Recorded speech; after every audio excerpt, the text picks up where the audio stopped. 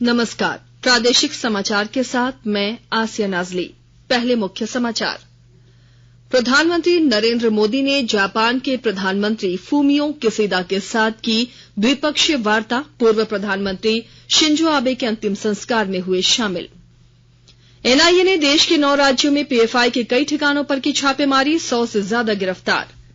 जनजातीय मामलों के केंद्रीय मंत्री अर्जुन मुंडा ने रोजगार के लिए राज्य की सैकड़ों आदिवासी युवतियों को विशेष ट्रेन से तमिलनाडु के लिए किया रवाना।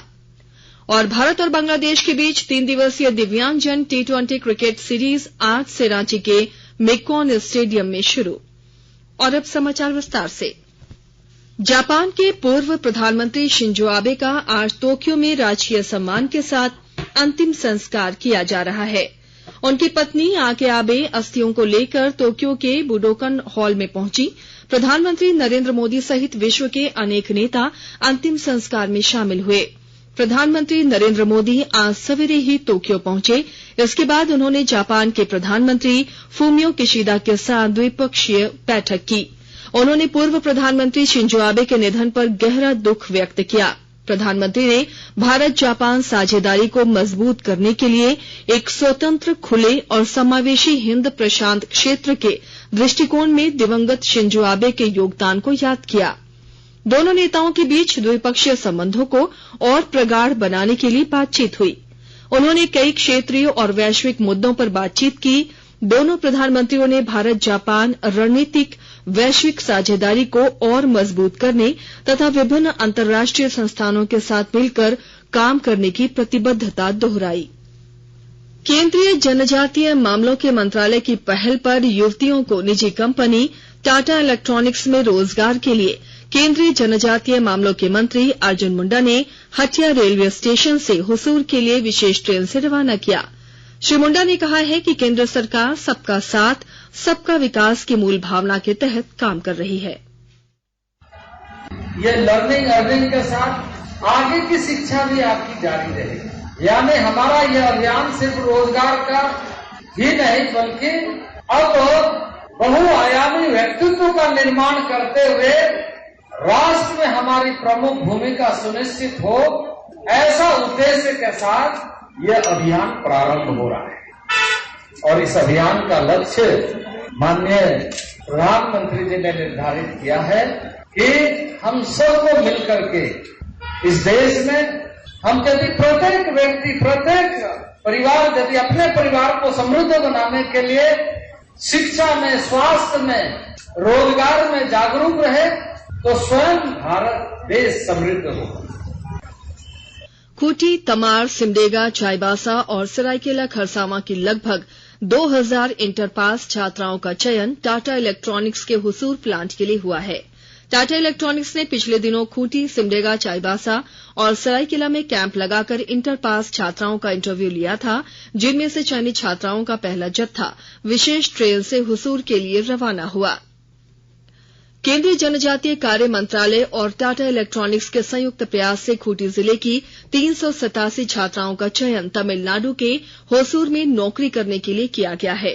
तमिलनाडु जाने से पूर्व बिरसा मुंडा कॉलेज की मल्टीपर्पज हॉल में टाटा इलेक्ट्रॉनिक्स के कोऑर्डिनेटर पल्लवी ने अपने अनुभव साझा किए और कंपनी द्वारा उपलब्ध कराई जाने वाली सभी सुविधाओं की जानकारियां दी। उन्होंने बताया कि शुरुआत में 12 दिनों का ट्रेनिंग कराया जाएगा। रहने, खाने और मेडिकल की भी सुविधाएं कंपनी द्वारा दी जाएंगी। साथ ही सरकारी कंपनियों की तरह ही पीएफ ग्रेच्युटी समेत अन्य सुविधाएं भी दी जाएंगी। कई छात्राओं के अभिभावकों ने विभिन्न सवाल भी पूछे, जिसका जवाब कंपनी की कोऑर्डिनेटर द्वारा दिया गया। साथ ही नौकरी के दरमियान अस्वस्थ होने की स्थिति में अवकाश प्राप्त करने की भी प्रक्रिया का जिक्र किया। खूंटी जिले के दूरदराज इलाकों से बड़ी संख्या में चयनित छात्राओं ने नौकरी के साथ साथ आगे की पढ़ाई पूरी करने की इच्छा भी जताई। नौकरी के साथ साथ Tata electronics BSc in manufacturing के कोर्स की सुविधा भी उपलब्ध कराएगी। मनरेगा घोटाले की राशि के मनी लॉन्ड्रिंग करने के आरोपित निलंबित आईएएस अधिकारी पूजा सिंघल की जमानत पर झारखंड हाईकोर्ट में आज सुनवाई होगी। पिछली सुनवाई के दौरान ईडी की ओर से जवाब दाखिल करने के लिए समय की मांग की गई थी। आज ईडी की ओर से अदालत में जवाब दिया गया। निचली अदालत से जमानत खारिज होने के बाद पूजा सिंघल ने हाईकोर्ट में याचिका दाखिल कर जमानत की गुहार लगाई है। जमानत याचिका में कहा गया है कि उन्हें इस मामले में फंसाया गया है। इसके अलावा उनकी तबीयत खराब रहती है, इसलिए उन्हें जमानत की सुविधा मिलनी चाहिए। खूंटी में उपायुक्त रहने के दौरान पूजा सिंघल पर मनरेगा राशि के घोटाले का आरोप लगा था। इस मामले में ईडी ने 16 प्राथमिकी दर्ज की है। जांच के दौरान ईडी ने पूजा सिंघल के सहयोगी सीए सुमन कुमार के यहां छापेमारी की थी, जहां से लगभग 19 करोड़ रुपए की राशि बरामद की गई थी। आजाद भारत की बात आकाशवाणी के साथ श्रृंखला की आज की कड़ी में हम आत्मनिर्भर भारत अभियान के अंतर्गत विश्व आपूर्ति श्रृंखला बाजार में भारतीय उत्पादों को प्रोत्साहित करने की दिशा में की गई पहल पर चर्चा करेंगे। आत्मनिर्भर भारत अभियान प्रधानमंत्री नरेंद्र मोदी के न्यू इंडिया की परिकल्पना को साकार करता है। इसका उद्देश्य देश को वैश्विक अर्थव्यवस्था का महत्वपूर्ण और बड़ा हिस्सा बनाना तथा ऐसी नीतियों को लागू करना है जो प्रभावी, प्रतिस्पर्धी, लचीली और आत्मनिर्भर हों। प्रधानमंत्री नरेंद्र मोदी ने 12 मई 2020 को देश में कोविड महामारी के मुकाबले के लिए 20 लाख करोड़ रुपए के विशेष व्यापक आर्थिक पैकेज की घोषणा की। प्रधानमंत्री ने आत्मनिर्भर भारत के 5 स्तंभ बताए: अर्थव्यवस्था, बुनियादी ढांचा, प्रणाली, जनसांख्यिकी और मांग। 12 अक्टूबर 2020 को आत्मनिर्भर भारत पैकेज 2.0 और 12 नवंबर 2020 को आत्मनिर्भर भारत पैकेज 3.0 की घोषणा की गई। आत्मनिर्भर भारत अभियान के अंतर्गत सरकार ने सूक्ष्म, लघु और मध्यम उद्योग, कृषि, मत्स्य और खाद्य प्रसंस्करण जैसे विभिन्न क्षेत्रों को सहयोग देने के लिए कई उपाय किए। इस अभियान में गरीब, किसान और प्रवासी मजदूरों पर भी विशेष ध्यान दिया गया। राष्ट्रव्यापी टीकाकरण अभियान के अंतर्गत अब तक 217 करोड़ 82 लाख से अधिक कोविड रोधी टीके लगाए गए हैं। पिछले 24 घंटों के दौरान 14 लाख 8 हजार से अधिक टीके लगाए गए। इसी दौरान 4000 रोगी स्वस्थ हुए। अब तक 4 करोड़ 40 लाख से अधिक रोगी ठीक हो चुके हैं। स्वस्थ होने की दर 98.72% हो गई है। कल 3000 से अधिक नए मामलों की पुष्टि हुई। वर्तमान में 42,358 रोगियों का इलाज चल रहा है। अब तक 89 करोड़ 41 लाख नमूनों की जांच की जा चुकी है। आकाशवाणी के ताजा तरीन समाचारों के लिए आप हमारी वेबसाइट newsonair.com पर लॉग ऑन कर सकते हैं। ताजा समाचार Twitter handle @AIR news alerts और Facebook page All India Radio News पर भी उपलब्ध है। आप प्रादेशिक समाचार एकांश के ट्विटर हैंडल @AIR News_Ranchi और फेसबुक, इंस्टाग्राम पेज तथा YouTube channel AIR news Ranchi पर भी हमारे बुलेटिन सुन सकते हैं। प्रादेशिक समाचार आप आकाशवाणी रांची से सुन रहे हैं और अब पेश है कोरोना से बचाव के कुछ संदेश। चलो मिलकर एक शुरुआत करें, चलो एक फैसला आज करें, मास्क नहीं तो टोकेंगे, कोरोना को रोकेंगे, चलो एक वादा करते हैं, चलो एक वादा करते हैं, मास्क नहीं तो टोकेंगे, कोरोना को रोकेंगे। भारत सरकार द्वारा जनहित में जारी। कोविड-19 से बचाव और सुरक्षित रहने के 3 उपाय।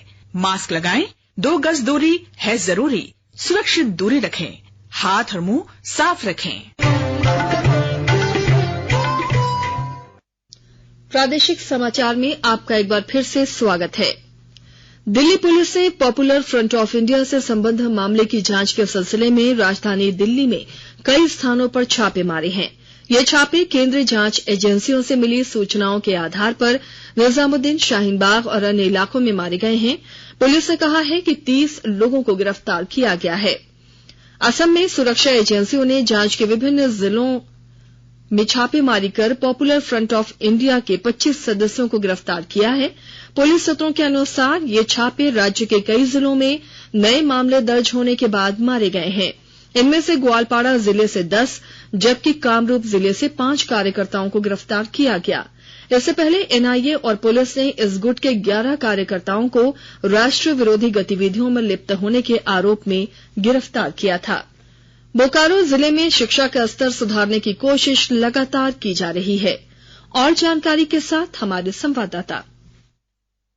बोकारो जिले में शिक्षा का स्तर सुधारने की कोशिश लगातार की जा रही है। बोकारो के उपायुक्त कुलदीप चौधरी आए दिन किसी न किसी सरकारी विद्यालय का निरीक्षण कर रहे हैं। साथ ही साथ उपायुक्त शिक्षक बनकर बच्चों को सफलता के गुर भी सिखा रहे हैं। इसी कड़ी में उपायुक्त ने सोमवार को कसमार प्रखंड स्थित कस्तूरबा गांधी बालिका विद्यालय का निरीक्षण किया। उन्होंने छात्राओं को परीक्षा में सफल होने के लिए कई टिप्स दिए। इसके अलावा उपायुक्त ने बच्चों के साथ बैठकर मध्याह्न भोजन भी किया। उपायुक्त को साथ पाकर विद्यालय की छात्राएं काफी प्रसन्न नजर आईं। गौरतलब है कि जिले के पुलिस अधीक्षक चंदन कुमार झा भी समय निकालकर किसी न किसी स्कूल में बच्चों को पढ़ाते देखे जा रहे हैं। मनोज कुमार, आकाशवाणी समाचार, बोकारो। लातेहार के तुवेत कोलियरी में कल खनन कार्य शुरू किया गया। पिछले 3 दशक से स्थानीय लोग तुवेत कोलियरी खोलने की मांग कर रहे थे। दामोदर घाटी निगम के अधिकारियों की ओर से कोलियरी में खनन कार्य कर भूमि पूजन किया गया। कोलियरी से हजारों परिवारों को जहां नौकरी मिलेगी, वहीं बरसों से हो रही कोयला चोरी पर लगाम लगेगा। उद्घाटन के दौरान खनन विभाग के कार्यपालक निदेशक सुधीर मुखर्जी ने नारियल फोड़कर इसका शुभारंभ किया। उन्होंने कहा कि कंपनी खोलने से यहां के लोगों में खुशहाली आएगी। स्थानीय लोगों को रोजगार दिया जाएगा। धनबाद रेल मंडल के कोडरमा स्टेशन पर हावड़ा से राजस्थान जाने वाली 2 महत्वपूर्ण ट्रेनों का ठहराव 2 अक्टूबर से बंद कर दिया गया है। इनमें हावड़ा जोधपुर एक्सप्रेस और हावड़ा बीकानेर एक्सप्रेस है। दोनों ट्रेनें अक्टूबर के पहले सप्ताह से ही कोडरमा में नहीं रुकेंगी। ट्रेनों की टिकट बुकिंग भी कोडरमा से बंद कर दी गई है। ऐसे में अब कोडरमा आने या कोडरमा से जाने वाले यात्रियों को गया या पारसनाथ रेलवे स्टेशन तक आना होगा। दुर्गा पूजा को लेकर राजधानी रांची में सुरक्षा के कड़े इंतजाम किए गए हैं। पूजा के दौरान सुरक्षा के लिए लगभग 3000 जवानों की अतिरिक्त तैनाती की गई है। वरीय पुलिस अधीक्षक किशोर कौशल ने बताया कि हर चौक चौराहों पर बने पूजा पंडालों पर पैनी नजर रखी जा रही है। इसके लिए पूरे शहर में 1000 से अधिक सीसीटीवी कैमरे लगाए गए हैं। उन्होंने बताया कि शहर के प्रमुख पूजा पंडालों में ड्रोन कैमरों से भी नजर रखी जाएगी। मौसम विभाग ने 2 अक्टूबर तक राज्य के कई स्थानों पर हल्के से मध्यम दर्जे की बारिश होने की संभावना जताई है। रांची स्थित मौसम केंद्र के वरीय वैज्ञानिक अभिषेक आनंद ने बताया कि इस दौरान मेघ गर्जन के साथ साथ वज्रपात की भी आशंका है। बारिश के कारण राज्य में अगले 5 दिनों के दौरान अधिकतम तापमान में कोई बड़े बदलाव की संभावना नहीं है। भारत और बांग्लादेश के बीच आज से रांची में T20 क्रिकेट सीरीज शुरू हो गई है। इसका उद्घाटन सीसीएल के सीएमडी पीएम प्रसाद ने किया। दिव्यांग क्रिकेट बोर्ड ऑफ इंडिया के अध्यक्ष मुकेश कंचन ने बताया कि यह सीरीज 29 सितंबर तक जारी रहेगी। झारखंड हॉकी टीम की 42 सदस्यीय टीम राष्ट्रीय खेल में भाग लेने के लिए राजकोट आज रवाना हो गई। 29 सितंबर से 12 अक्टूबर तक गुजरात में आयोजित होने वाले 36वें राष्ट्रीय खेल 2022 में झारखंड से कुल 17 टीमें शामिल हो रही हैं। इनमें 265 एथलीट और ऑफिशियल्स भी भाग ले रहे हैं।